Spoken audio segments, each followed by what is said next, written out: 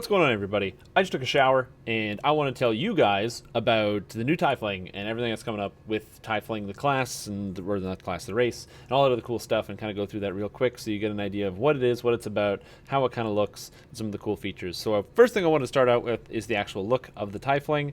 As you can see, I'm not wearing any clothes. This is kind of the base, the way your character looks when you have absolutely no clothing on. So you can see kind of like the detail of the tail and kind of where it comes out of the tailbone. One thing I like about the tails a lot is that there's a lot of different styles of tails. So I kind of picked the one with the forks, but you can pick tails that have no forks on them, or however you like. You can also get piercings in your tails, which is kind of cool. So I thought that would be kind of like a neat idea. And then, of course, you have the different horns and different skin colors. So the horns, I'm not a big fan of the horns. I think that there's some really, really bulky ones you can get to really cover the face. But I personally like the kind of thinner horns. And then you've got the hair. Really cool. There's a lot of really good Tiefling hairstyles, and they get access to pretty much every single hair color available, even some of the store ones. So you can have like purple hair, which is kind of awesome. So I'm really happy about that. Now, they have tails, which means their cosmetics might interact a little bit weirdly. So I'm going to load on my character's actual armor here. So as you can see, the armor piece actually gets kind of like a split where the tail's actually supposed to come out. So the tail just kind of works through the cloth armor that I got right here. I should have bought like a heavy plate. I don't think I did. I did not. But I can make an exaggeration. With some of the other cosmetics, like some of the plate armor, let me turn my cosmetic on here. You can see, again, similar situation. It just kind of pierces through the back of the armor. Still looks pretty good, though, the way the tail holds up. I kind of wish there was almost like a way to get an armored tail when you have like the actual armor, but that's okay, because this is still pretty good. On top of that, I also wanted to show off how it interacts with some cloaks. So right now I've got the Führer's Hide. If I throw this one on right here, you'll notice that my tail actually kind of snakes just under the cloak, so the cloak doesn't actually doesn't actually interact with the tail. There are some cloaks where the tail does go through the cloak. If that does happen to you, please report that as a bug. There's like 3,000 or something different cloak designs in the game, and the artists will touch it up if they know which ones to look for specifically. So do bug report it when you see it. Another thing I want to talk about was kind of like some of the cool cosmetics that you get. You get like the Inquisitive Longcoat here, the new ones for buying the expansion if you get the collector's edition. And I feel like this one fits the Tiefling actually super duper well. I look like some kind of badass tracker. I don't know, I'm a big fan of that. Other than just the look, the Tiefling has some cool features to it. What are those features? So if we go into racial feats, you get Infernal Ancestry. Infernal Ancestry gives you fire resistance equal to your character level, which is pretty good. It helps you against things like Burning Blood, Wall of Fire, just passive fire effects, and also most of the spells you encounter are either fire or lightning in general, so it's just helpful. You also get +2 to balance skill and +2 bonus to saves versus spells. Again, super useful. Playing any type of character that has evasion, or just characters that have low saves, it gives you +10% chance to save against any type of damage spell or crowd control spell. It's a great effect. Next, you've got +2 bonus to hit and damage against lawful outsiders and good outsiders. Granted, you don't fight a lot of lawful or good outsiders, but there are a few. Running with the Devils happens to have the Eladrin, which are good. Lawful outsiders, woo. I don't know. I actually can't think of any other good lawful outsiders out there. A lot of chaotic ones, a lot of evil ones, but I can't think of a lot of lawful ones. But still, it's kind of neat in there. And there's also You Are Immune to Fear. Now, I think that, I'm not sure, I heard someone say that apparently that doesn't work right away, or it doesn't work right now, but it has been patched, or it already has been patched as of making this video, I'm not sure. But anyway, Immunity to Fear, really good for it as a base race feature. On top of that, they also get bonus to Charisma. So your Charisma, you get a +2 with no minus anywhere else, which is kind of neat. So having immunity to fear, it obviously has a little bit of overlap with Paladin, but the idea here is that even though the character has a bit of an overlap with Paladin, it's still worth it because the extra charisma and some of the cool stuff you get. And finally, I wanted to go through the Tiefling Enhancement Tree, actually, and go through some of the details about the Enhancement Tree. So just to start, you get Blood Hunt, which is the first core, and the Blood Hunt keeps stacking up as you get more of it, and it basically allows you to deal fire damage that scales with spell power to monsters as they're taking damage. So when a monster is under 75% health, you do a d4 fire damage. Here you have the next step of Blood Hunt, which is when you deal a d6 extra fire damage when monsters are under 50% health, and then a d8 fire damage when monsters are under 25% health. This is cumulative, so if somebody's under 25% health, they take a d4, a d6, and a d8. You also notice that d8 scales to 100% with spell power, which is kind of nice. And then you have the option for Charisma here. Out of the actual tree, you've got a couple different features. You have Hellish Rebuke, which is basically like a effect where you put it like a shroud around yourself. I'll cast it right here so you can see it. It actually puts like it makes the eyes glow, and then the Hellish Rebuke is such that the monsters that attack you take a little bit of damage. You can also enhance it so that when monsters attack you, they get knocked down. This is super duper powerful. I think it's like a 12-second internal cooldown or something. It's very, very, very good. There's an epic feat like this called Wind Through the Trees, also very powerful, and you get that for 1 point here and 1 point here, which is not too bad. Infernal Nature is your skills. Innate Protection, +3, saves versus spells. You gotta imagine, for 4 points spent in the tree, plus your race, you get +5 on your saves against all spells. That's amazing. That's really, really powerful. A lot of the dangerous spell effects, Wail of the Banshee, Finger of Death, Destruction, Disintegrate, just stuff that you don't want to deal with, you can kind of get resistance to, which is kind of nice. They get 1 in Scroll Mastery as a race, which is really, really nice, and it's a tier 1, so pretty much everybody can get 1 in Scroll Mastery. Really good if you're playing as like a Paladin or an Artificer or something like that, where it's easy to access, especially if you have a few racial points. And then you have this side over here, which is the Obscuring Darkness. So you get the Obscuring Darkness, which allows you to cast Obscuring Darkness. It's essentially just like Obscuring Mist. It's very similar. You can upgrade your Obscuring Darkness, though, so that when monsters enter your Obscuring Darkness, they have a chance to be blinded, which is pretty rad.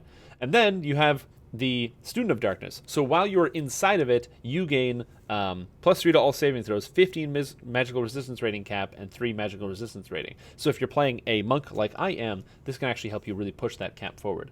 On top of that, you've also got Servant of Darkness. So while inside the Obscuring Darkness, you get +2 to Evocation, Conjuration DCs, and 30 spell power. So is this useful? I don't know. It's kind of like you throw a darkness on the ground. It makes you protective, and it allows you to cast spells at a higher level. I definitely want to experiment around with this. I think that is pretty cool. So the darkness is, you can cast it really quickly. It has a 30-second cooldown, so if you have to move a lot during fights, it's not that great. But anytime, especially during questing, you can like cast it in front of you. It has a very quick cast time, and then just jump right in. You got Traditionalist Casters, so while using an Orb or Staff, you gain spell power. Magical resistance rating is just nice. And then you have this Infernal Resistance. Infernal Resistance allows you to get either acid resistance or cold resistance equal to your caster level or character level, just like how you have fire resistance innately, which then caps out at Infernal Sovereign. So you can choose acid, cold, or lightning spell power to use your fire spell power instead if it's higher. This means, let's say you're playing as a fire and acid sorcerer. If you take Infernal Sovereign Acid, then you can just scale fire spell power, and all of that is going to come through as acid spell power. Now, I did clarify, if you happen to have something that already converts, like the Cleric Domains, where, let's just say you take, you have the Cleric Domain of Fire, or the Sun, I think. Is it the Fire Domain? Yeah, it's Fire Domain. You take the Fire Domain. It allows you to use your light or your fire spell power, depending on which one is higher, and then you take your acid here, Infernal Sovereign. So you can use acid as well. The benefit of that is that you can use your light or fire, whichever one is higher, and then you can use your acid or fire, whichever one is higher. So if fire is your highest, you can use fire as your acid and light spell power. However, it doesn't convert light to fire, then convert the fire to acid. It doesn't work like that, so you can't just use your light spell power as acid spell power by some weird mechanic. I don't know how that would be useful anyway. I can't think of a build, but that's does not work like that. Then you've got on this side Ash, which is essentially just a Scorch spell-like ability. It's pretty good. It lets you cast Scorch. And then you have Improved Scorch, which is amazing. It increases the damage the monsters take from fire by 5%, and it makes creatures that are immune to fire vulnerable. Very important. This works on all versions of Scorch, not just this Scorch, but also Scorch spell-like ability from Sorcerer, and Scorch the Sorcerer Wizard spell. Since this is the case, it means if you're playing as any type of Eldritch Knight, you can completely get rid of a monster's immunity to fire damage, so Wizard Eldritch Knight can always just use fire if they want and keep doing that incredible damage, which is kind of cool. Very, very interesting. I definitely want to play around with this. And then finally in the tree, you have Incineration. You have 2% spell crit and 2% spell crit, plus additional 2% with fire spells, so 8% spell crit with fire spells. So I think Tiefling is very, very interesting. Some builds that will work with it right away naturally. You've got Sorcerer is going to be very good, and of course Wizard, as I was just talking about. You could also consider Artificer to be very powerful, because you can actually convert your electric spell power into fire spell power if you want, by using Infernal Sovereign, which is very, very cool. Then you also just have the benefit of the clouds, and even some minor tank characters might want to invest, since Ferocious Rebuke is very, very powerful. It knocks people down all the time. It's a very defensive ability, and this cloud is super strong if you happen to be playing as a tank. So I think there's a lot of different options there. Paladin, Sorcerer are going to be my top ones. Like I said, Artificer, Wizard, a lot of the caster types. I think Fighters and Rogues don't get as much synergy, so a lot of the base, just raw melee classes don't, but anything with some spellcasting ability is going to get a lot of benefit out of that tree. The last thing I want to look over is actually the fighting stances and the attacks. So this character, I'm playing as a monk currently, so you can see there's my kind of monk fighting. The tail kind of swishes about as I'm moving, so it follows my movements pretty well as it goes under my character. So I like that a lot. Now, when you're actually attacking people, it depends on what type of weapon you're wielding. So if I just happen to have like a sword on like this, I just have a very basic sword stabbing animation, and I hold my sword up. You can block like everything else. However, I don't think I have it. I have to reset a tree. Well, goodbye, Inquisitive Tree. Take this. Where's the Standing Knife Fighter tree? I'm going to show off Standing Knife Fighting, just so you guys get to see some of the animations. Why won't this go here? Huh, weird. Won't go there. So I've got this. Now, if you go into Vistani Knife Fighting for the dual wielding, again, you've got the daggers backwards. Same Vistani Knife Fighting style. There's no 360s for the Vistani Knife Fighting, but it still looks pretty good. Regular dual wielding without Vistani, same thing. It looks the same as everybody else. Again, you notice the swishing of the tail. It kind of curves and follows your character, which is kind of cool. Then you have fighting with a shield. Pretty standard. Looks the same as pretty much all the other races. It's not too bad. And do I have a two-handed weapon in my backpack somewhere? No, I don't. I have to go get a two-handed weapon. They also use the Aasimar models for moving around, so you notice how I carry my shield like so, like directly covering the front of my body. I like that a lot. I think the Aasimar model did a good job with that, so I like that. And then finally, you have the Great Axe and Great Sword animations, where if you happen to have your character who is holding a Great Sword, they kind of carry it on their shoulder, Aasimar style, and if you happen to have a Great Axe, they carry it like so, with this kind of big menacing look. And I really like the way the Great Axe is held by the Aasimars and the Tieflings. So, pretty good looking character, pretty good stats. I'm looking forward to getting to play around with that a little bit more. But anyway, that's all I got today, so if you like what you saw, let me know. I'm going to be doing the other stuff, like Tiefling Scoundrel and other things later. But yeah, it looks pretty cool.